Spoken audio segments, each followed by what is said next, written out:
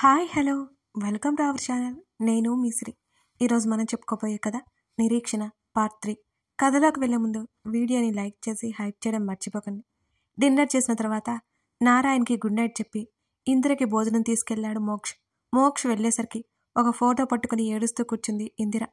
Moksh door కొట్టడం వల్ల ఆ ఫోటో దాచేసి కళ్ళు తుడుచుకుంది. రా నాన్న, కొడుకుని పిలిచింది. చిరునవ్వుతో తల్లి ముందుకు వెళ్ళే కూర్చున్నాడు.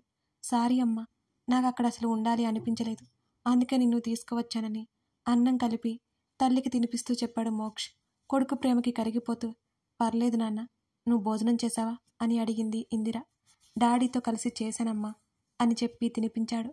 ఓకే అమ్మా, గుడ్ నైట్ అని చెప్పి అక్కడి నుంచి తన గదిలోకి వచ్చేశాడు మోక్ష్. ఫ్రెష్ అయి బెడ్ మీద వాలాడు. కళ్ళు మూసుకుంటే తన తల్లి కళ్ళల్లో, తండ్రి కళ్ళల్లో బాధ అతనికి కనబడుతోంది. నిద్ర పట్టక బాల్కనీలోకి వచ్చేశాడు. రైలింగ్కి ఆనుకొని ఆకాశంలో నక్షత్రాలను చూడసాగాడు. అప్పుడే చల్లటి గాలి తాకింది అతన్ని. ఆ చల్లగాలిలో కాస్త ఊరట కలిగింది. బర్త్డే పార్టీలో కలిసిన అమ్మాయి గురించి ఆలోచించాడు. ఈసారి కలిస్తే ఆమెతో స్నేహం చేయాలి అనుకున్నాడు మోక్ష్. మీ అమ్మగారు ఫోన్ చేశారమ్మా అని అంది తాయారు. అవునా, ఏది ఇటివు? సంతోషంగా చేతిని ముందుకు చాపింది అదితి. ఫోన్ కట్ అయింది అదితమ్మా అని తలదించుకొని చెప్పింది తాయారు. కొన్ని క్షణాలు మౌనం. బెడ్ మీద మళ్ళీ కూర్చుని ఏం మాట్లాడిందమ్మా అని అడిగింది అదితి. మీరు ఎలా ఉన్నారు అని అడిగింది. బాగుందన్నాను. మీ అకౌంట్లో డబ్బులు వేశాను అంది. ఆలోపు మీ అమ్మగారి భర్త వచ్చారని కాల్ కట్ చేస్తున్నానని చెప్పింది అని అంది తాయారు. తాయారు, నువ్వు వెళ్ళి పడుకో, నాకు నిద్ర వస్తుంది అని చెప్పింది అదితి. తాయారు అక్కడి నుంచి వెళ్ళిపోయింది. ఏడుస్తూ తల్లిదండ్రిని తలుచుకుంది అదితి. అదితికి 5 ఏళ్ళున్నప్పుడు ఆమె తల్లిదండ్రి విడిపోయారు, విడాకులు తీసుకున్నారు. వెంటనే అదితి నాన్న మరో పెళ్లి చేసుకున్నాడు. మరో సంవత్సరం వరకు తల్లితోనే ఉంది అదితి. అదితి అమ్మమ్మ తాతయ్య వాళ్ళమ్మకి అంత వయసేమైందని మళ్ళీ పెళ్లి చేశారు. ఆ తర్వాత అదితి తన తల్లితో లేదు. అదితి వాళ్ళమ్మ ఆమె భర్తతో స్టేట్స్కి వెళ్ళిపోయింది. అదితిని తీసుకువెళ్ళాలి అంటే ఆవిడ భర్త వాళ్ళు ఒప్పుకోలేదు. తర్వాత అదితికి 8,000 వచ్చే వరకు అమ్మమ్మ తాతయ్య దగ్గరే పెరిగింది. అప్పుడు అదితి అమ్మ అదితిని ఆవిడతో పాటు తీసుకువెళ్ళాలని ఇండియా వచ్చింది. అదితి వెళ్ళి ఆమె తల్లి జీవితాన్ని కాంప్లికేట్ చేయలేక తల్లితో రాను అని చెప్పేసింది. ఎవరు ఎంత బ్రతిమలినా తల్లితో వెళ్ళలేదు. అదితి రాలేదని ఆవిడ మళ్ళీ వెళ్ళిపోయింది ఇండియా వదిలి. చిన్నప్పటి నుంచి అదితి తల్లి తండ్రి అదితి అవసరాల కోసం ఇద్దరు నెల నెల డబ్బులు పంపిస్తారు, కానీ ఆ డబ్బు అదితి సంతోష పెట్టలేకపోయింది ఆమెను. ఆ తర్వాత అదితి తండ్రి అదితిని తన ఇంటికి తీసుకెళ్లాడు. ఆమె తండ్రి పెళ్లి చేసుకున్న ఆవిడ తన తండ్రి ముందు ఒకలా, తండ్రి లేనప్పుడు ఒకలా చూసేది అదితిని. తను ఆ ఇంట్లో ఉండడం ఆవిడికి నచ్చలేదు అని అదితికి అర్థమైపోయింది. తిరిగి మళ్ళీ అమ్మమ్మ తాతయ్యల దగ్గరికి వచ్చేసింది అదితి. అదితి నానమ్మ తాతయ్య వాళ్ళు బాగా రిచ్ ఫ్యామిలీ. అదితి అంటే అనలేని ప్రేమ. బంగారం లాంటి ఆ కూతుర్ని దూరం చేసుకున్న అతని కొడుకు కోడలంటే వాళ్ళకి అసలు ఇష్టమే లేదు. మనవరాలంటే బోల్డంత ప్రేమ. బంధువులు సూటిపోటి మాటలు పడలేక అదితిని తీసుకుని న్యూయార్క్ వచ్చేశారు. ఆమెని అక్కడే స్కూల్లో జాయిన్ చేశారు. ఆ తర్వాత అదితి ఒంటరిగా ఉండడానికి అలవాటు పడిపోయింది. నానమ్మ తాతయ్యతో ఉండేది అదితి. అప్పుడప్పుడు ఇండియా వెళ్ళి నానమ్మ తాతయ్యని అమ్మమ్మ తాతయ్యని కలిసి వచ్చేది. తండ్రి అంటే చాలా ఇష్టం అదితికి, కానీ అదితి తండ్రిని కూడా దూరం పెట్టేసింది. అదితి ఎంతకీ ఆయనతో మాట్లాడట్లేదని, కనీసం ముఖం కూడా చూపించట్లేదని ఆయన అదితిని పట్టించుకోవడం కూడా మానేశారు. వాళ్ళ జీవితాల్లోకి వెళ్ళడం ఆమెకి ఇష్టం లేదు. వాళ్ళ లైఫ్ని కాంప్లికేట్ చేయడం అస్సలు ఇష్టం లేదు. అన్ని విషయాలు తలుచుకోగానే అదితి కన్నీళ్లు దిండిని తడిపేశాయి. ఎప్పటికో నిద్రలోకి జారుకుంది అదితి. తర్వాత రోజు ఉదయం నానమ్మ తాతయ్యలతో కలిసి టిఫిన్ తినేసి మ్యూజిక్ క్లాస్కి బయలుదేరింది ఆమె. అదితికి వీణ వాయించడం అంటే ఇష్టం. అక్కడికి వెతికి వెతికి వీణ ఎక్కడ నేర్పిస్తారో తెలుసుకొని రోజుకి 20 కిలోమీటర్లు ప్రయాణం చేసి మరీ మ్యూజిక్ క్లాస్కి వెళ్ళి వచ్చేది అదితి. ఆ రోజు కూడా అలాగే కారులో బయలుదేరింది ఆమె. అదితికి అక్కడ ఉన్న ఒకే ఒక్క అమెరికన్ స్నేహితురాలు రోజీ. అదితికి కాల్ చేసింది. ఇద్దరూ చిన్నప్పటి నుంచి క్లోజ్ ఫ్రెండ్స్. అదితి ఎక్కడా అని అడిగింది రోజీ. మ్యూజిక్ క్లాస్కి వెళ్తున్నాను అని చెప్పింది. రోజు వెళ్ళేదేగా, నేను ఒక అడ్రస్ చెప్తాను, అక్కడికి వచ్చాయి అని అంది రోజీ. ఎందుకు? ప్లీజ్ అదితి, చాలా ఇంపార్టెంట్ అని రోజీ అడగగానే కాదనలేకపోయింది ఆమె. వస్తాను కానీ ఏమైందో చెప్పు అని కారు పక్కకి తీసింది అదితి. Love matter. రోజు సిగ్గుపడింది.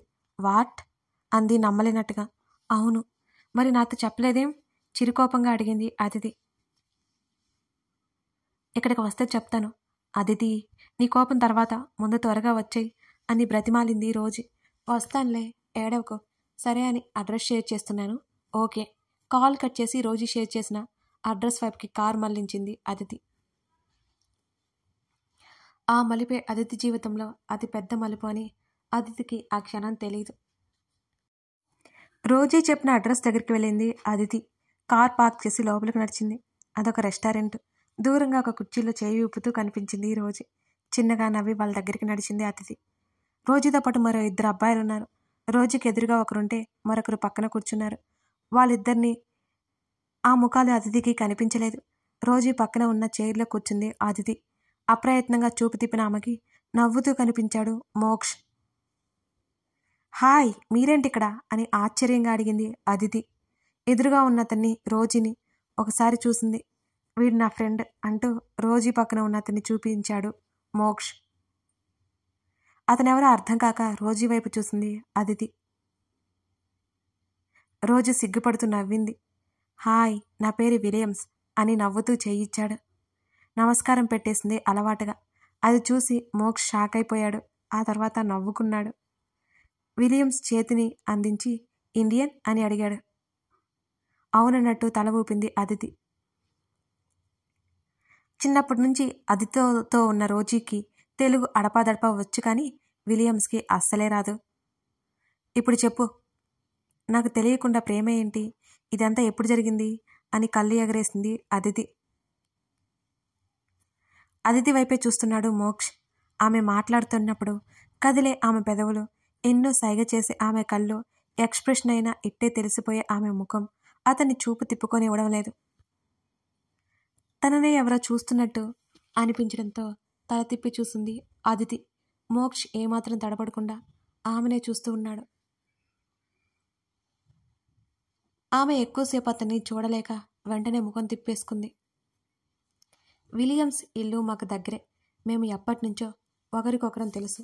మెల్లిగా ఫ్రెండ్స్ అయ్యాం. మా ఫ్రెండ్షిప్ లాగా లవ్గా మారింది అని సిగ్గుపడుతూ చెప్పింది రోజే.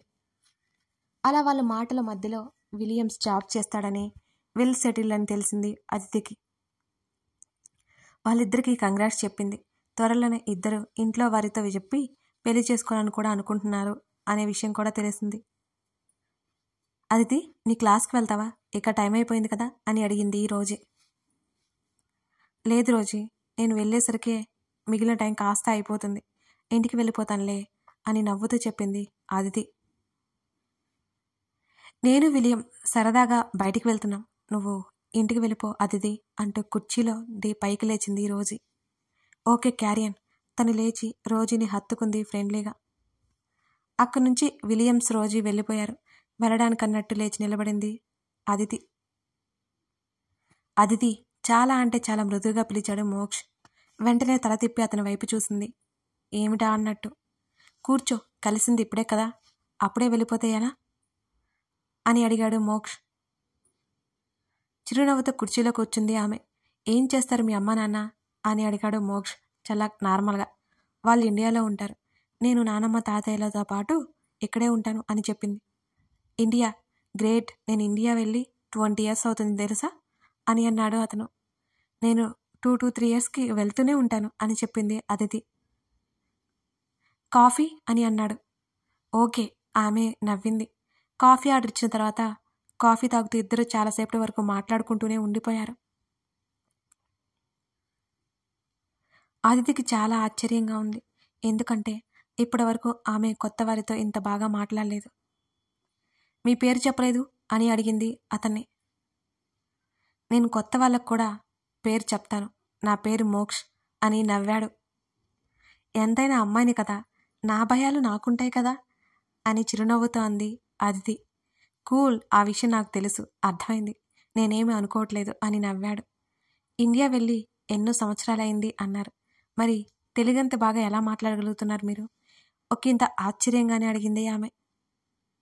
మా ఇంట్లో అంతా తెలుగే, మా సర్వెంట్లకు కూడా తెలుగే. ఓ అంటూ చేతుకున్న వాచ్ చూసుకుని, గాడ్, మీతో మాట్లాడుతుంటే టైమే తెలియలేదు. మోక్ష్, నేను వెళ్ళాలి అని అతని వైపు చూసింది అదితి. నవ్వాడు మోక్ష్. అది సరే, రేపు నైట్ పబ్లో పార్టీ ఉందని రోజీ చెప్పిందా అని అడిగాడు మోక్ష్. ఇందాక చెప్పినా కదా, మాటల మధ్యలో చెప్పింది. మరి వస్తున్నావా అని అడిగాడు. నో, నాకు ఇంట్రెస్ట్ ఉండదు. రావచ్చు కదా. టేబుల్ మీద ఉన్న ఆమె చేతి మీద చేయి వేశాడు అతను. వాళ్ళిద్దరి చేతుల్లో ఒకసారి చూసి అతని వైపు చూసింది ఆమె.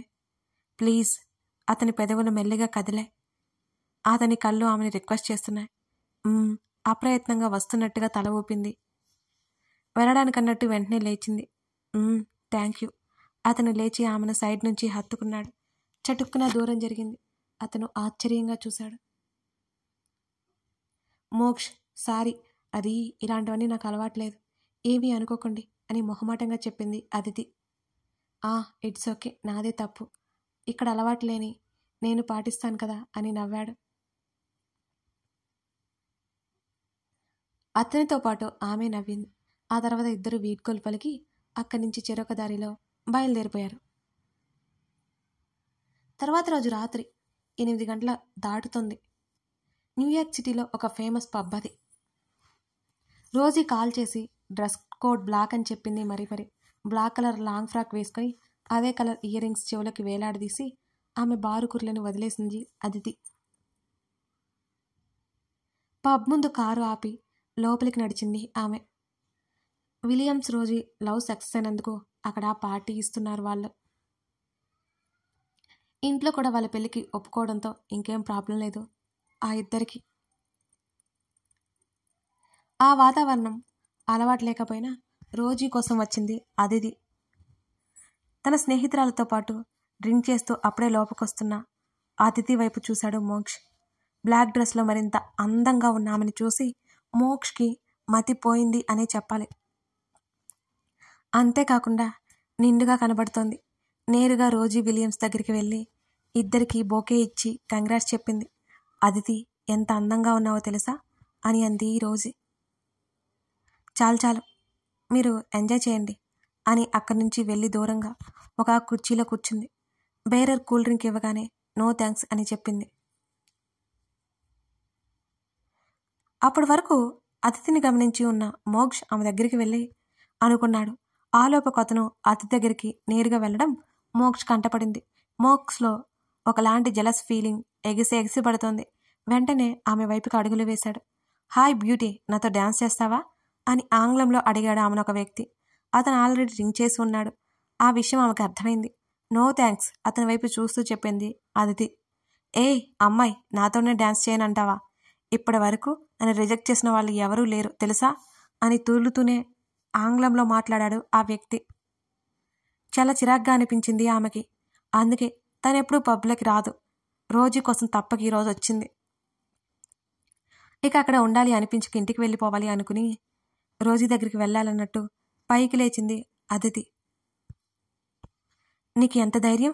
వెళ్ళిపోతున్నావు నన్నే కాదని, ఇక నేను మాట్లాడుతున్నాను కదా అని ఆమెకు అడ్డుగా నిలబడ్డాడు ఆ వ్యక్తి. తప్పుకోండి, నేను వెళ్ళాలి అని మర్యాదగా చెప్పింది అదితి. అయినా తప్పుకోలేదు అతను. డ్యాన్స్ చేయాలే అని గట్టిగా పట్టుబట్టాడు. పార్టీకి రమ్మని ఇంకా కనిపించలేదని మోక్ష్ కోసం వెతుకుతోంది అదితి. అతను వస్తే ఇక్కడి నుంచి తప్పించుకోవచ్చనే ఆలోచన వచ్చింది ఆమెకు కూడా. నాకు ఆల్రెడీ బాయ్ ఫ్రెండ్ ఉన్నాడు అని చెప్పింది అదితి. అతను నమ్మలేదంటూ వెకిలి నవ్వు చెబుతోంది అతనిది. చాలా అంటే చాలా విసుగ్గా అనిపిస్తోంది ఆమెకి. హాయ్ డియర్, నా కోసమే చూస్తున్నావా అని అదితిని హత్తుకున్నాడు మోక్ష్. అదితి షాక్ అయింది. ఎదురుగా ఉన్న అతను వాళ్ళని చూసి నిజంగా ఆమెకి బాయ్ ఫ్రెండ్ ఉన్నాడని అర్థం చేసుకున్నాడు. సారీ మిస్ అని తూగుతూ అక్కడి నుంచి వెళ్ళిపోయాడు. Looking gorgeous. ఆమె చెవి దగ్గర చాలా చిన్నగా చెప్పి దూరం జరిగాడు మోక్ష్. అప్పటికే అతని స్పర్శ తాలూకా బిగుసుకుపోయింది అదితి. కథ కొనసాగుతుంది. మోక్షకి ఆమె అయితే నచ్చేసింది కదా, మరి ఆమెకు అతను నచ్చుతాడా? వీళ్ళ కథ ఎలా మలుపు తిరగబోతుంది? అసలు అతన్ని వదిలి ఆమె ఎందుకు ఇండియా వచ్చింది? మయాంక్తో ఆమెకున్న రిలేషన్ ఏంటి? ఇవన్నీ తెలియాలి అంటే ఈ కథని ఇంకా చూడాల్సిందే. ఈ కథ మీకు నచ్చిందనే అనుకుంటున్నాను. అంటే విదేశాలు కదా, అక్కడ అలవాట్ల ప్రకారం కొన్ని అలా కథలో వస్తూ ఉంటాయండి. Thank you for watching this video అండి.